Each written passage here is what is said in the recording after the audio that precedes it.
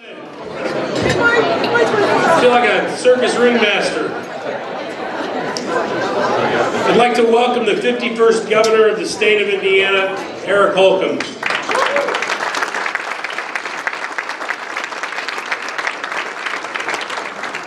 Governor Holcomb, on behalf of Don Kelso, the team at the Indiana Rural Health Association, the board members, and everybody present today, we want to thank you for coming today, spending a few minutes with us, and sharing your thoughts and visions for the rural health population that we serve in Indiana. So it's we've got incredible success that the association has had, and we're just terribly excited to have you here today. So we're just a few questions. The governors, you guys have submitted questions over the course of the last month, and we consolidated those and brought those forth, and we'll let the governor certainly share his thoughts. Governor, in light of our mission to enhance the well-being of rural residents in Indiana, can you just begin to reflect on what legislative activities and just the mission that you guys have in the executive branch and how you see that growing and its impact on the rural population in Indiana? Absolutely, Tom. It's good to finally be here. Been working toward this day. Last year I was not deathly ill, but I had the case of the flu bug. So I appreciate the invitation this year as well.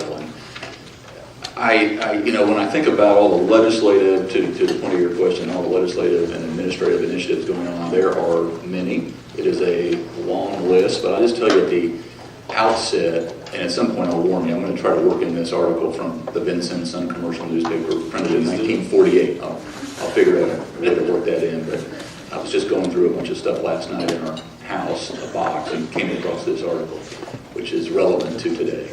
But I'll just say at the outset, in general, I tend to view our state, every day I wake up and roll out of bed, I'm out there selling and pitching and hustling and promoting all the best of it. And I do so in every single meeting, talking about this unique blend of rural, urban, suburban, and the options and the diversity that brings, and all the strengths really that spectrum offers. And so we're working to try to bring a company in, as an example, to grow their operations, start and grow their operations.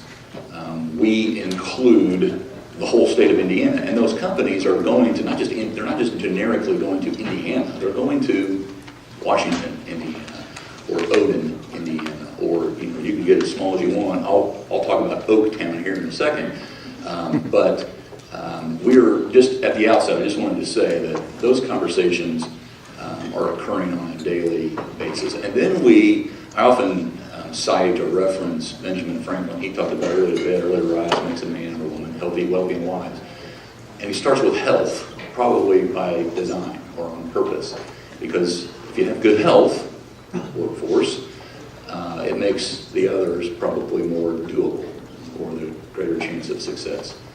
And so that, when I think about the state of Indiana, when I'm pitching it, not just location, which we occupy one of the best in the country, just by design of being the crossroads of America, or in the center of it all, but it always comes back to the workforce. We're talking about how local communities, no matter how small or large they are, how are they equipped to fill their needs?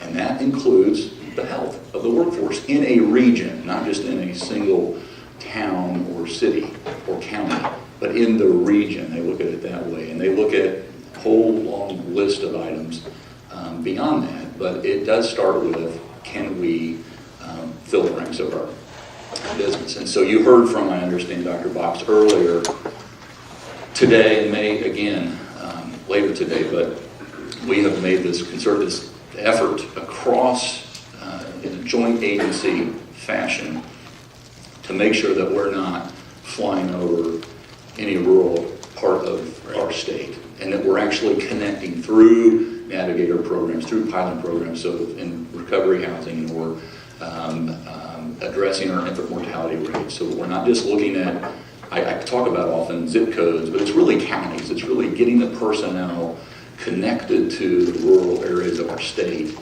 In addition to those health, back to Franklin, healthy, wealthy, and wise, education is a big part of this. We know that when people are working in general, the healthier they are. And the more educated, the healthier that they are. There are exceptions to that, to be sure. But so we're focused on all three kind of legs of that stool. And one thing that I am, in addition to getting more mental health connections in rural areas, addressing infant mortality in rural areas, we're also, I am excited about the broadband connection opportunity, high-speed, affordable broadband connections for telemedicine purposes, for health reasons in general, but also online education, also crop management, uploading and downloading. I mean, we're 84% farmer forest and only one person recognized. No. I want a round of applause for that. That's a big deal, and it is long overdue.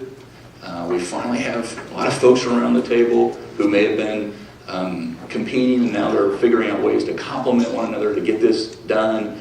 But it is going to really connect our rural areas like never before. And I can tell you, I get as much attention or feedback from others around the country saying, what do you mean you got $100 million that you're putting into this equation?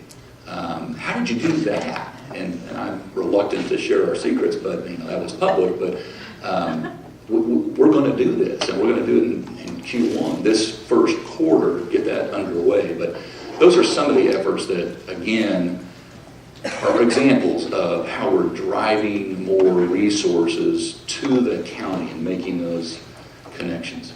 That's terrific.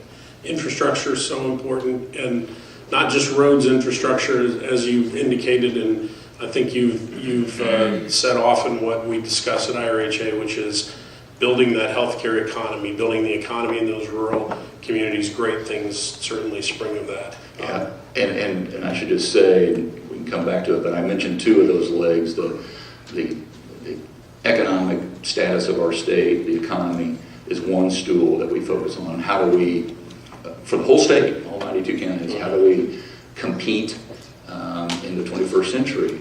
And the second stool is our workforce, the health and the skill level, the training and education levels, which are really one and the same.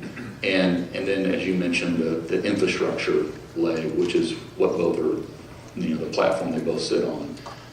And that's when we're, again, trying to pitch a company to locate here or to grow here, we're talking about those three things in some form or fashion. Great.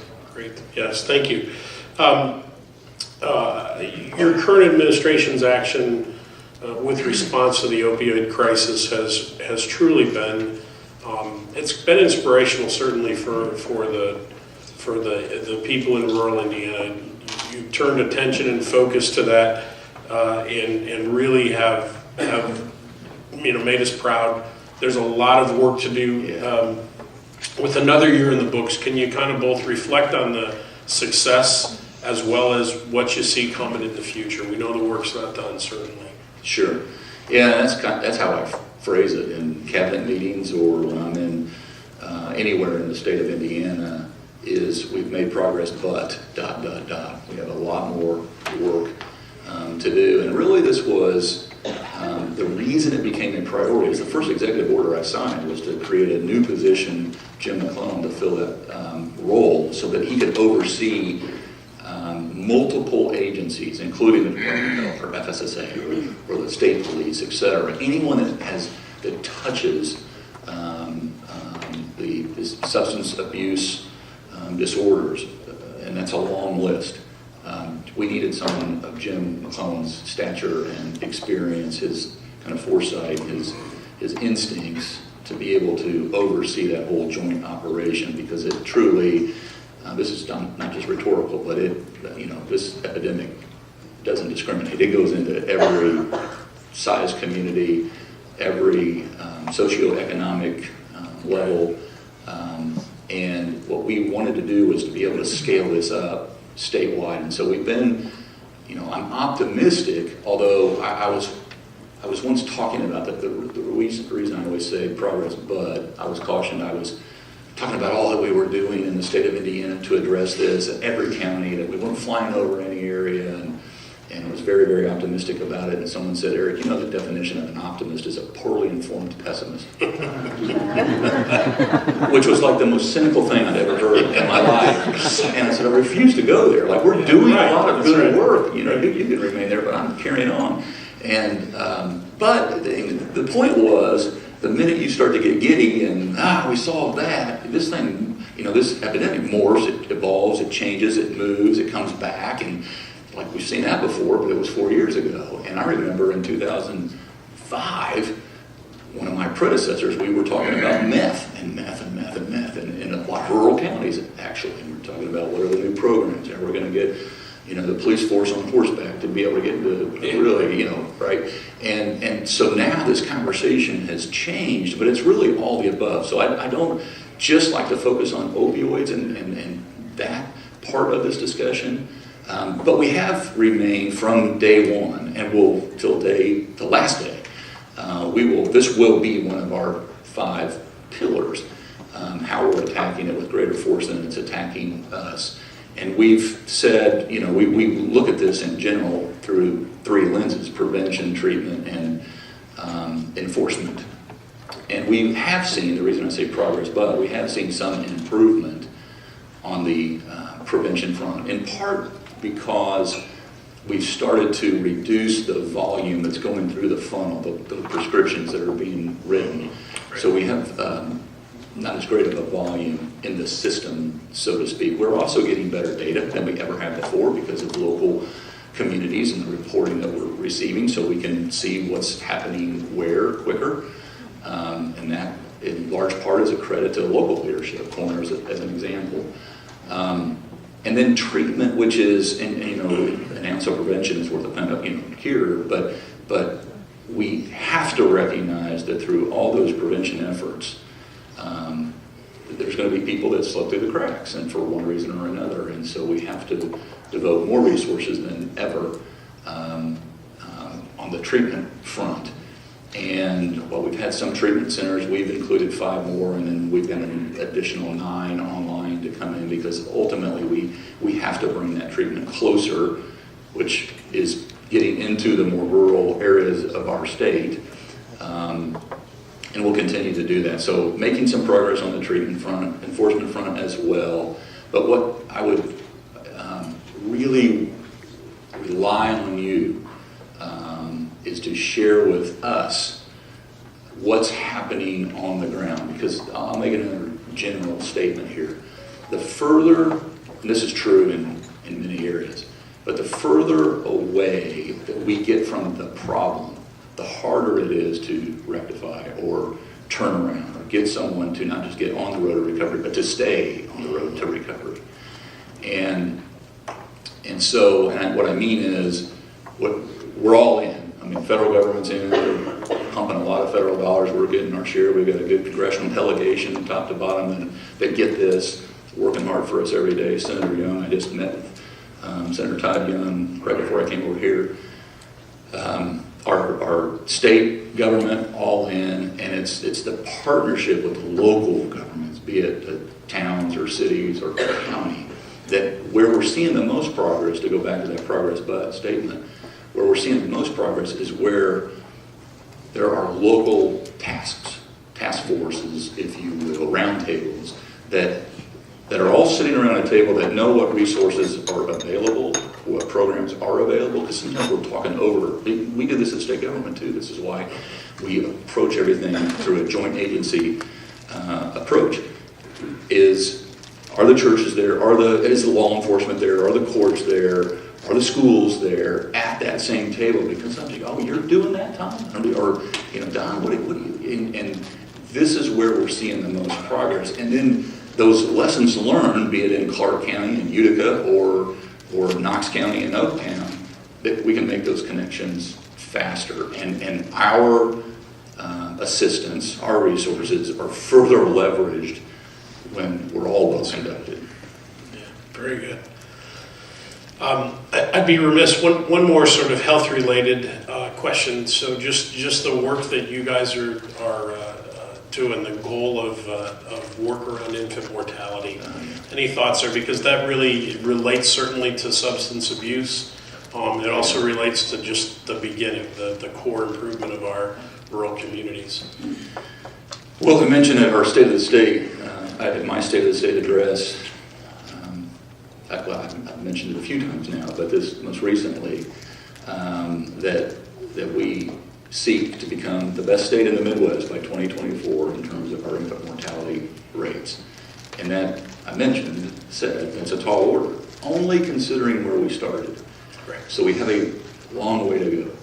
And it's those connections, it's those connecting even mothers that are gripped or struggling with substance abuse, getting the resources before birth with those mothers, and getting that connection made.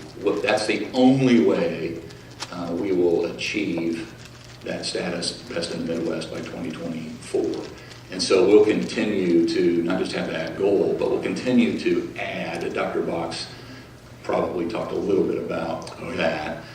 That's one of her and my passions. I mean, this is where we really started to click. And when she first came aboard, she and me were both hell-bent on bending that trajectory down. But it doesn't happen with just education. It happens with resources that are there on the ground, making those connections, walking folks through, having those programs. And she has been very creative in developing pilot programs that can get into the rural areas so that connection is actually made. And we are seeing some, again, progress, but a long way to go. Yeah, thank you. But it'll remain a priority. It was the first day, but it will remain a priority until the last day. And this is going to take a little while to turn, the ship around, but it is turning right now. Yeah, the facts are certainly impressive. Dr. Box was just incredible this morning with both fact and program, and just watching the progression over the last couple of years, just with what she's been doing has been, we were speaking about that at break, just really gratifying to see. Well, it's just like anything. It's you're only as good as the team, and I would put Dr. Box, Dr. Wathel, Terry Stigdon in terms of what's in our health arena. They're the best in the country, and they all have the head and the heart, including Doug Carter, State Police, who gets involved in this in a almost indirect way. Jim McClellan. I mean, we really do have the Fab Five on the court every single day, and other states are asking them to come. If you can do it in Indiana, in the center of the country, who is perceived as once being a flyover state, and all of a sudden we're the ones with the creative solutions, and it's not. I mean, this is not rocket science. This is not. I've never done rocket science or brain surgery, but I know this is not it. This is just common sense. How do we get people connected with the resources so that they have the best opportunity to grow? And that's why we're here, I think. Very good. When we think about how IRHA can assist communities, one of those things is really understanding better the strategies that you have coming really right from the governor's office. What can we do better to understand better what you're doing and how we might apply that to our local communities? Well, I very much appreciate that question. And I would point at the Healthy Indiana Plan, HIP, as a model that extends beyond your organization, but how it can be successful, the advocacy and the partnership and working together, and it points to and the success of it because of that partnership.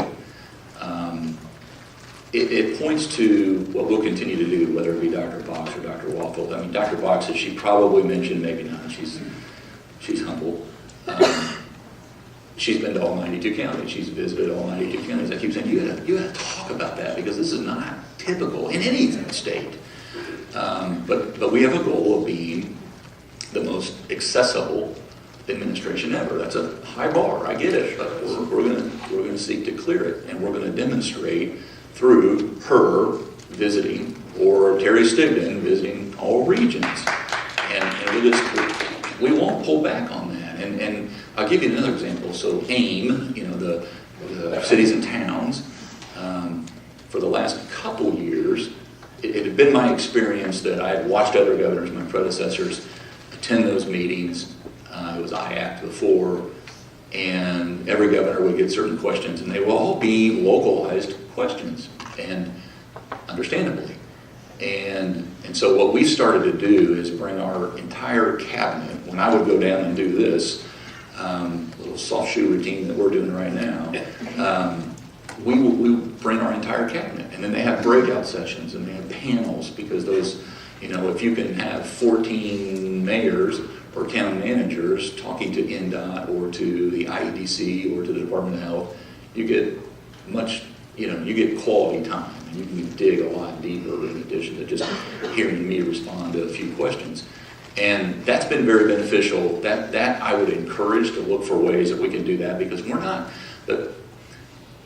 despite what may be an impression, we, the state, our administration, benefit the most when we're hearing, not talking. And that's where we learn. And that's where we best can then lead. And so I often talk about with our cabinet, listen, learn, and lead. Don't dither, let me get the facts, but listen, learn, and lead. And that doesn't happen at that connection if it's just us telling you what we're doing. What the difference now, I believe, with Indiana and our competition in other states is we're informed by what's happening on the ground. Of course, we have a regional representation scattered around the whole state and lots of counties in different ways, but when we're hearing from you as an organization, you're doing a lot of work for us. I mean, and also you're shouldering the majority of the responsibility. And so when you think about how far we've come over the last decade plus, the continuity is our friend here. And so we got to continue to take it to the next level. That's what I said. Great, thank you. And my predecessors expect that of me. So we're each trying to build upon that foundation of the last. Very good. In kind of pivoting a little bit to economics, and jobs. It starts with a job, right? That's where I'm going to work this article. I just figured it out. We didn't plan this, I promise. So, if you'd anticipate job growth in general in the state, yeah. There's been a healthy outlook. There's also, if you could kind of relate that as well to how you see that in rural Indiana, and what things that you see that the administration is doing that might impact that, or what things that we can do to better involve our community members to basically get those jobs, right? Grow those jobs. Yep. Well, we're coming up. I do anticipate further growth at a healthy pace. I don't just say that because I'm looking at the past year or 2 years. We've, from an Indiana economic development outlook or perspective, we have broken the record the last 2 years back to back, which just does not happen. I was counseled not to set that goal at a State of the State address, not this year, but the year prior. So we broke the record in 2017. Now our job is to break that record. I said, no. And everybody brought me charts and said, it's cyclical. It goes like this. And they were right. But if you're going to strive for excellence, you got to shoot for excellence. And records are made to be broken. So let's do this. And for multiple reasons, we were able to break that record, which was, these are new jobs that the state is involved in. Those, as I mentioned at the very outset, those jobs are going to, not Indiana, they're going to Loogootee or Lowell or Lyons, or you pick it. And so those partnerships critically important, because companies are looking at our state for various reasons. Obviously, you got to clear the first hurdle, and that is your state stable and predictable and healthy and financially speaking. Obviously, your tax and regulatory environment is important. But I'll tell you what companies tell us, which ranks very high and where we really do excel. And that is where state and local governments work together. It is not always the case. And I can give you, I'll let them remain anonymous, but I can give you example after example after example of companies that came to Indiana because they had done their due diligence, they had done their homework, and they had learned throughout the process that we're very efficient, not just in permitting or the performance-based incentives that the state offers, but how we work with the local leadership, be it the town or the city or the county or all the above. Very ranks high. And so the more opportunities going into this new tech revolution or industry, we've got all these, whether it's logistics or manufacturing or ag, et cetera, it's all plus tech. And that affords us, that's really one of our strengths, because we've been a manufacturing and agriculture powerhouse from day one. It's our calling card. But now plus tech, so that affords us a ton of opportunity out there. Going through, and I'll be quick about this, but this is a 1948 newspaper from Vincennes. My parents are from Knox County. Father's side from Oaktown, mother's side from Vincennes. My great-grandfather, Fred Stolting, was a blacksmith, and he had been a blacksmith for 53 years under one roof in downtown Oaktown. And he's talking in this article, he's being interviewed, he's talking about all the changes that he's seen out the front door of his blacksmith shop. And he talks about the change that has occurred in his lifetime. And he's talking about, so far as horseshoeing is concerned, though, both brothers, it's Fred and Philip, Fred was my great-grandfather, both brothers shook their heads. They didn't like it, but only Fred put his dislike of the task into words. He said, quote, the good Lord took that away and put rubber in its place. It was very, very interesting. He goes on to talk about how he didn't make a lot of money, but he had a great life, and it goes on then to talk about my father.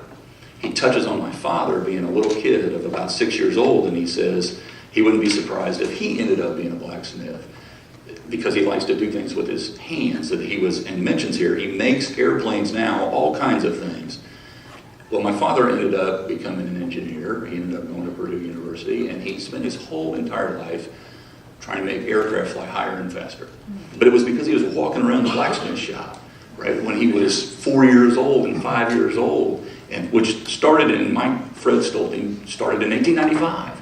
And you think about that perspective and what it means in today's economy, and that anything can happen, and that GE Aviation can go into Tippecanoe County. And why is what you have to ask. And so making sure that you, to answer your question more directly, is with this huge opportunity out there.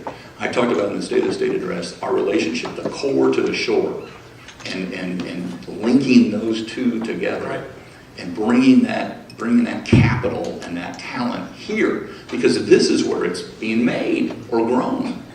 And so with all of our institutes and having the, not just the luxury, but the benefit and the assets that rural Indiana can only afford, great schools, local schools, lower crime in general, the cost of living and doing business.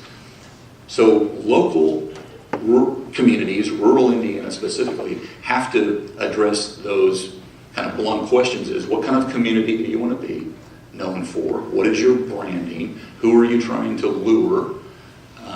What's the plan to do that? And then the Indiana Economic Development Corporation, we're willing to take you to India, to Germany with us, because it is part of our portfolio. It's an asset to us to be able to say, here's what we offer in the state of Indiana, and that partnership. And we've done that, obviously. Mayors and local economic development corporation leaders have gone on some of those trips. But the more the merrier. We're not going to step back, because we're going to continue to step up, actually, and do more, because as the time flies, the world gets smaller and smaller and smaller, and companies are looking to go into places with certainty and stability, predictability, continuity, and Indiana is the, exhibit A on what can be a very productive relationship. But it's strengthened by having that rural tool in our economic development toolbox as a state. So I would say get more, have, and it may seem distant or a step removed, but have Jim Schellinger or Elaine Beadle here or in your community to talk about, here are all the programs, because too often what we hear is, I didn't know that was available. I hear it every day, whether it's on workforce development, economic development, health issues. I didn't know that. And so how we scale up business by business by business by business, whether it's small, medium, or large business, that's where we'll really catapult or really jump out in the lead and create separation between us and the competition, because it happens on the street at that level, and whether it be rural or urban or suburban. But by the very definition, rural Indiana, quality of life. I mean, it's just the canvas is there to be painted, but it has to start with the local leadership saying, this is where we are and this is where we want to go, just like the state of Indiana. Very good. Very good. One last question. I know your wife grew up in a rural farm in Indiana, so this is a softball. So what's her favorite pastime in something that's a rural activity, and therefore your favorite pastime, right? Oh, yeah, exactly right. This is not on the list of questions, so I'm going to hear about it. Yeah, dude, I so lie after I say this, because I can't help to be honest. But to be honest, do not be surprised if one day there are goats on the governor's lawn. We've had one, and a second on its way, but so she grew up showing, 4-H and showing chickens, goats, horses is a real love. Yeah, and shooting. Clearly, I sleep well at night. We've never argued twice. Not going there. But so she misses those roots, and that's why we go back home often. And her grandfather from Florida County, Blue Lick, Indiana, which most people know it as Henryville, but Blue Lick technically. And then my grandfather, he sold grain bins, he was, and my, grandparents from Oaktown, Indiana. And so we have a lot of similarities. I grew up kind of in the city, but she yearns for more land, more animals, and we have to get a fence, though, if we're going to have goats on that. I'm against the fence, and so that's been kind of my excuse so far, and I think the neighborhood association is too, but it'd save money on lawn mowing. Very good, very good. Well, you heard it here first, folks. Yeah, I've never said that before. So. All right, well, Governor, thank you so much. Thanks for having me.